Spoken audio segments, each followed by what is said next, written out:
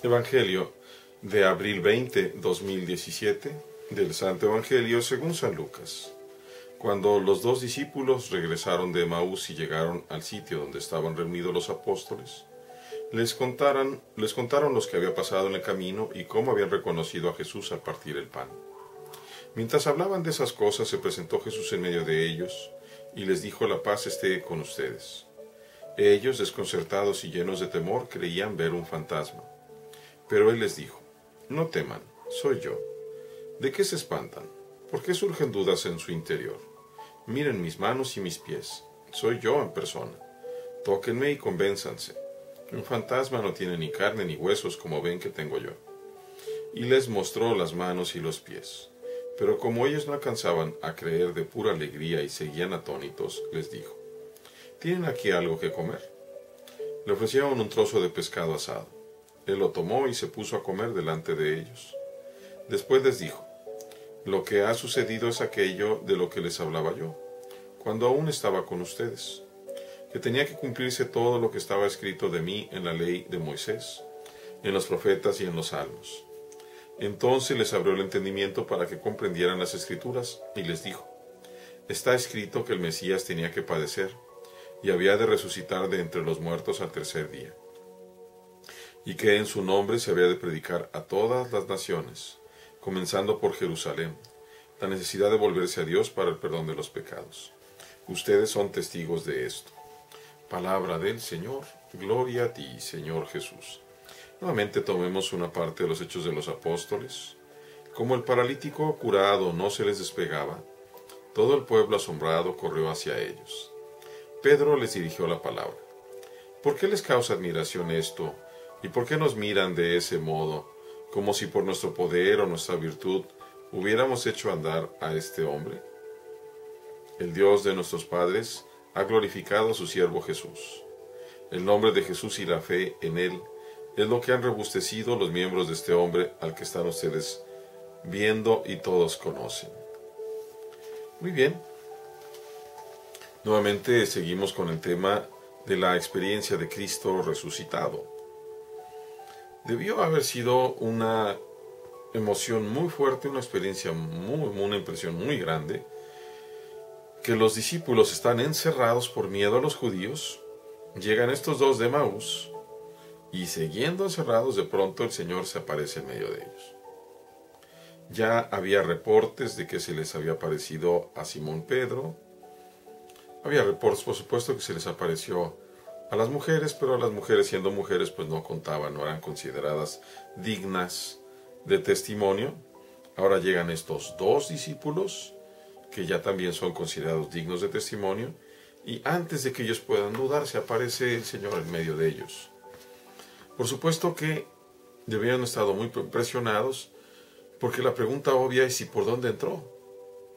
Y eso nos lleva a imaginarnos un cuerpo glorificado del Cristo, que efectivamente tiene huesos y carne, pero que puede pasar por las paredes, que puede estar en un lugar o que puede estar en muchos lugares, porque es un cuerpo que ya no está limitado por las cuestiones materiales y físicas. Es algo que realmente es algo increíble. Cuando todos piensan que es un fantasma, el Señor les dice: no teman, soy yo. ¿Por qué surgen dudas en su interior? Recordemos que el Señor ve los corazones, sabe lo que tenemos cada uno de nosotros en nuestro corazón. Miren mis manos y mis pies. Soy yo en persona. ¿Qué hay en las manos y en los pies del Señor? Precisamente las marcas de los clavos. Porque Él ha querido reconstruir el templo de su cuerpo, y de una manera gloriosa, pero ha querido quedarse con las marcas de las heridas, al menos de las heridas de las manos, de los pies y también del costado. Eso es lo que atestigua el Evangelio. No dice que se haya quedado con las heridas de la cabeza, pero sí de las manos, los pies y el costado. Y como todavía no salen del asombro, les pide de comer, y se pone a comer con ellos. Un fantasma no puede comer, ni siquiera una ilusión óptica. Si fuera una ilusión óptica general, ¿verdad?, que todos se imaginaron que ahí estaba el Señor, pues el pescado no hubiera sido devorado, no hubiera sido comido en la realidad. Y ahí ellos tienen una experiencia fuerte del Cristo resucitado. Y después comenta, tenía que cumplirse lo escrito en mí, en Moisés, los profetas y los salmos. ¿Cuánto hay escrito del Señor? Que inclusive aquellos que hemos estudiado teología no alcanzamos a comprender. Es muchísimo. Y después dice, les abrió el entendimiento para que comprendieran las Escrituras. Qué importante es esto. Las Escrituras completas hablan del Hijo de Dios. Nos acercan a Él.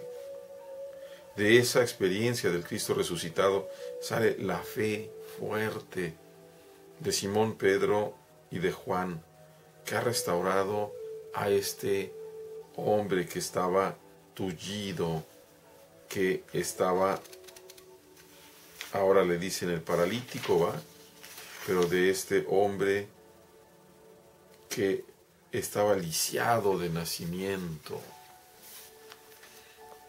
Y luego, ninguno de los dos se atreve a quedarse sanamente con el honor. ¿Por qué les causa admiración? ¿Por qué nos miran como si por nuestro poder hubiéramos hecho andar a este hombre?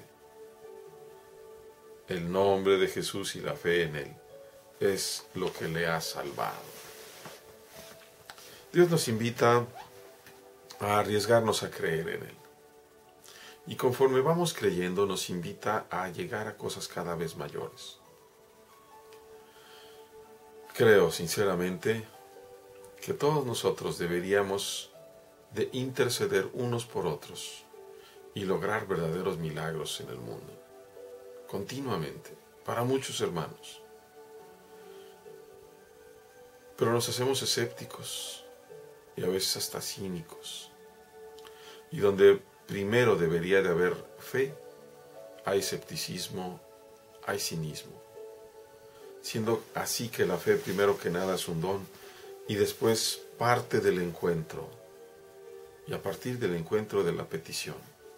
Cierto es que no debemos de pensar, queridos hermanos, que si le pedimos a Dios nos va a conceder todo lo que le pidamos. Ayer decía que Simón, Pedro y Juan son movidos por el Espíritu Santo para decirle al tullido de nacimiento, levántate y anda. Te entregamos lo que tenemos. No siempre Dios nos va a conceder lo que le pidamos, porque no siempre le vamos a pedir lo mejor.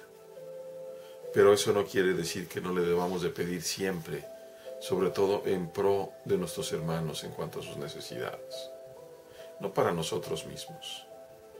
Dios, hermanos, aprendamos a pedir unos por otros y aprendamos a crecer en la fe para que nos convirtamos verdaderos testigos del Cristo resucitado.